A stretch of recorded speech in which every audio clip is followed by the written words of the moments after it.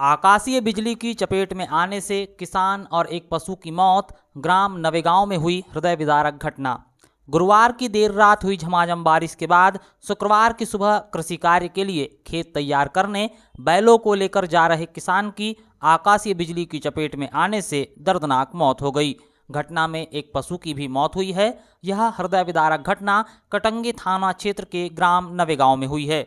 मिली जानकारी अनुसार नवेगांव निवासी ओमकार रणसंडे शुक्रवार की सुबह घर से अपने बैलों को लेकर खेत तैयार करने के लिए खेत की तरफ जा रहा था। नवेगांव में तालाब की पार पर आकाशीय बिजली की चपेट में आ गया।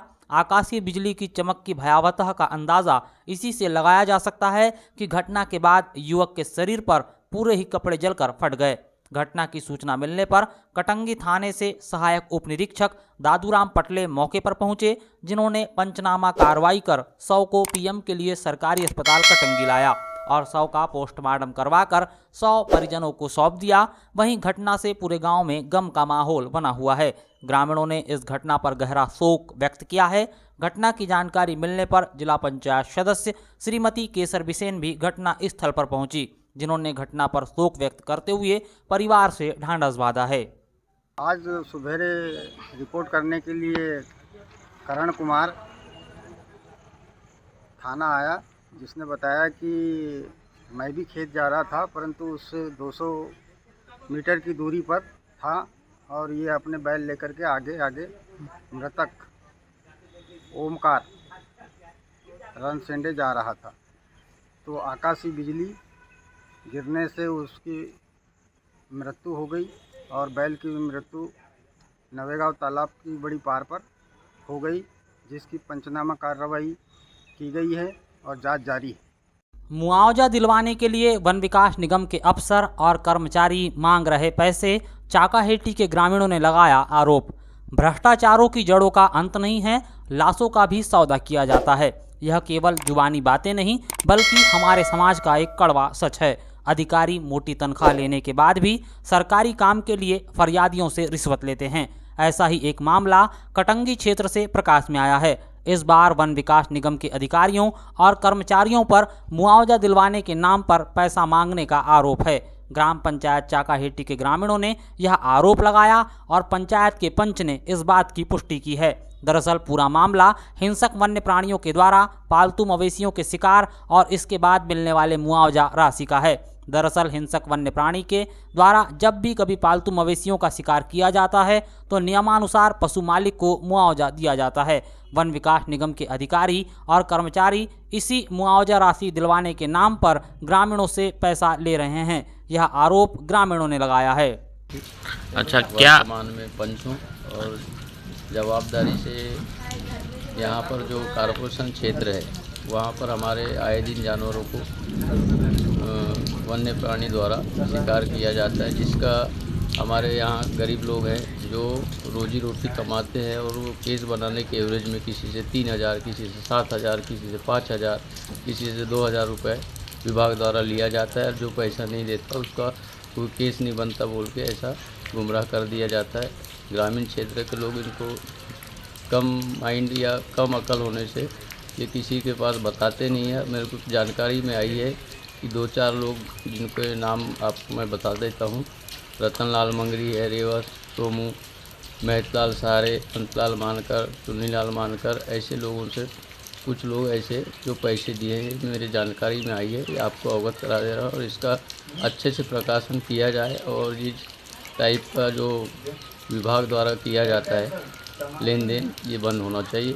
गरीब लोग हैं, इनको मुआवजा ठीक ठाक मिलना चाहिए। चाकाहेटी गांव की रहने वाली कलाबाई बताती हैं कि हिंसक वन्य प्राणी ने उनके 5 मवेशियों का शिकार किया। प्रकरण बनाने के लिए वन विकास निगम के कर्मचारियों ने 7,000 रुपए की रिश्वत ली। मुआवजा भी मात्र 7,000 रुपए मिला। जब विभाग के अधिकारियों से इतना कम मुआवजा मिलने की बात पूछी गई तो उन्होंने कहा कि और मुआवजा चाहिए तो और पैसे देने पड़ेंगे। महिला ने बताया कि उनकी आर्थिक हालत इतनी अच्छी नहीं थी कि वह पास से पैसे दे, इसलिए नहीं दी और विभाग ने इस पूरे मामले को लेकर फिर दोबारा से प्रकरण नहीं बनाया। कहाँ रहते हो आप? अच्छा, शेर ने कितने जानवर मारे थे आपके? 5 जानवर। अच्छा, तो ये केस बनाने के लिए आपने विभाग को कितने पैसे दिए? 7,000। 7,000 रुपए दिए। तो पैसे मिले क्या आपको? अब हमको 7,000 रुपया ही मिला एक ही जानवर। अच्छा, 7,000 आपने दियो 5 जानवर का केस बनाने के लिए। कितने जानवर मरे थे आपके? 5 मरे थे।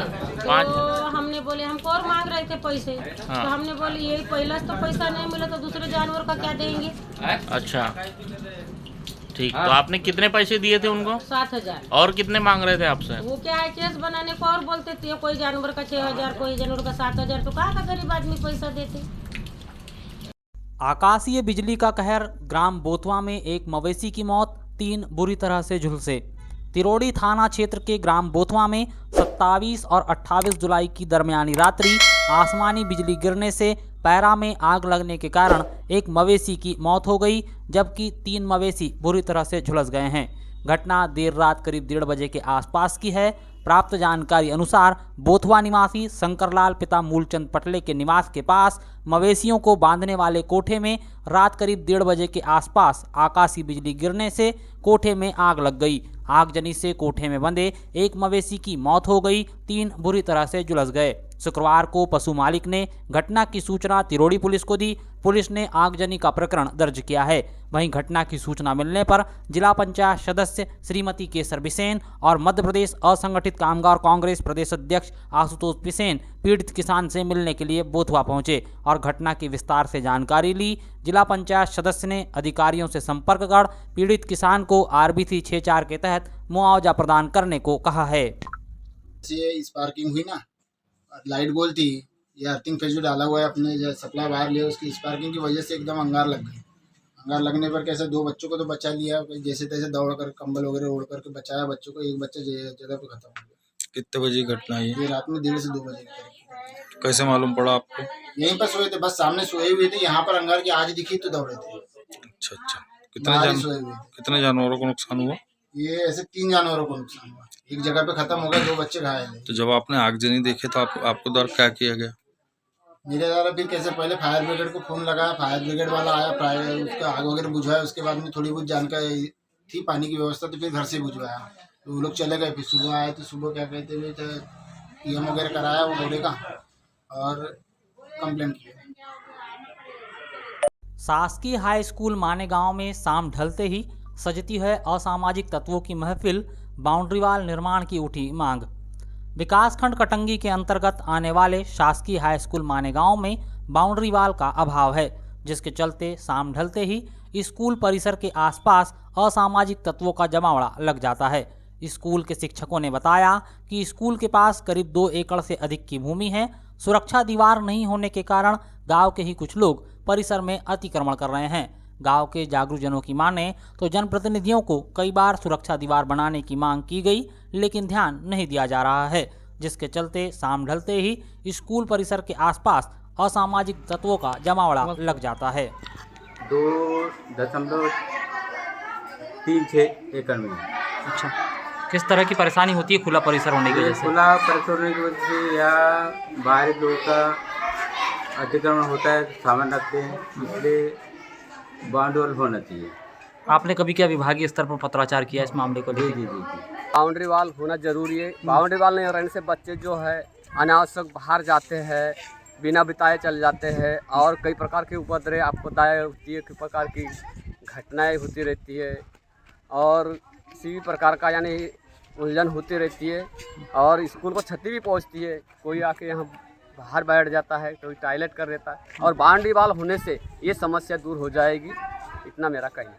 कभी आप लोगों ने जनप्रतिनिधियों को ज्ञापन सौंपा इस संबंध में? नहीं, बोला हूँ मैंने और विकास यात्रा में आवेदन भी दिया गया है और कई बार बोले हैं मगर ध्यान नहीं दी उन्होंने। एक बात हमें बताइए कि क्या जो बाउंड्री वाल नहीं होने की वजह से स्कूल के परिसर के आसपास किस प्रकार का अतिक्रमण हो रहा है?